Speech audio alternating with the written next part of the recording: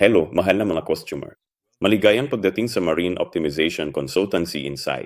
Ang pangalan ko ay Mitchell at ngayon makikita natin ng sama-sama kung paano nagaganap ang mga pamamaraan ng pagsukat at pagsample. Magsimula tayo sa mga pamamaraan ng pagsukat. Una sa lahat, kailangan naming sumakay sa barko. Kung maaari, obserbahan at itala ang draft, trim at listahan ng sisidlan.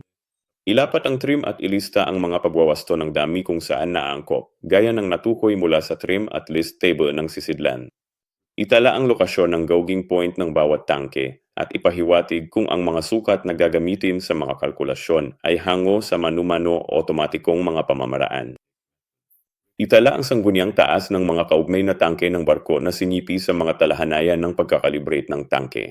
Kung gagamitin ang mga otomatikong sukat ng antas, itala ang aktwal na mga pagbabasa ng nakaimbak na posisyon. Pansinin ang anumang pagkakaiba sa pagitan ng mga pagbabasa na ito at ang mga taas na naitala sa mga talahanayan ng pagkakalibrate ng tangke.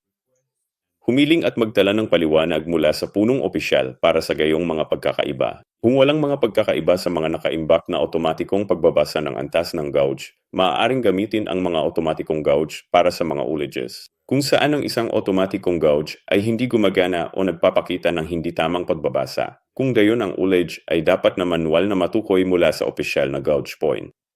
Ang mga otomatikong gauge ay hindi dapat gamitin para sa mga pagsukat ng maliliit na dami, karaniwang mas mababa sa 300 mm ang lalim, iri, li, o mga sukat ng tubig. Maaaring gumamit ng portable sonic ullage interface tape para sa lahat ng manumanong pagsukat ng ullage.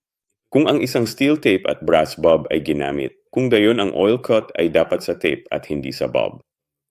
Anuman ang paraan na ginamit, ang mga ullages ay itatala sa pinakamalapit na 5 mm. Ang mga pagsukat ay dapat gawin sa lahat ng mga kompartamento ng kargamento ng sasakyang dagat at lahat ng nakahiwalay na ballast at may katuturang mga puwang ng walang laman ay dapat suriin. Ang mga sukat ay dapat gawin mula sa mga reference point ng pagkakalibre. Gayunpaman, para sa mga sukat ng ishi, iri, tubig, at maliliit na dami, maaaring kailanganin na kumuha ng mga sukat mula sa iba pang mga punto upang matiyak kung ang ilalim ng tangke ay ganap na natatakpan. Ang mga pagbawas ng tubig ay dapat makuha mula sa lahat ng mga tangke ng kargamento ng barko gamit ang water finding paste o portable sonic ullage wire interface tape. Suriin ang sinusukat na taas ng sanggunian laban sa mga nakakalibrate na taas ng sanggunian upang matiyak na naabot ang ilalim ng tangke. Ukuyin ang mga volume na mas mababa sa zero soundings na hindi masusukat mula sa mga talahanayan ng pagkakalibrate ng sisidlan.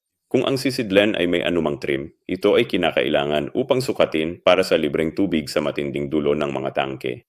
Ayon sa trim ng sisidlan, maaaring kailanganing kalkulahin ang mga libreng volume ng tubig sa pamamagitan ng wedge formula. Ang mga produktong itim na langis ay mangangailangan ng espesyal na atensyon dahil sa temperatura, density, lagkit at posibleng sedimentation. Ang isang gastos ng magaan na lubricating oil sa ibabaw ng water detection paste ay maaaring makatulong sa paggamit ng isang mas malinaw na tinukoy na hiwa. Dapat masample ang libreng tubig gamit ang bottom sampler at dapat panatilihin ang mga sample. Huwag kalimutang mag-subscribe at sumali sa isa sa aming mga channel membership na magbubukas ng landas sa tagumpay. See you later. Bye!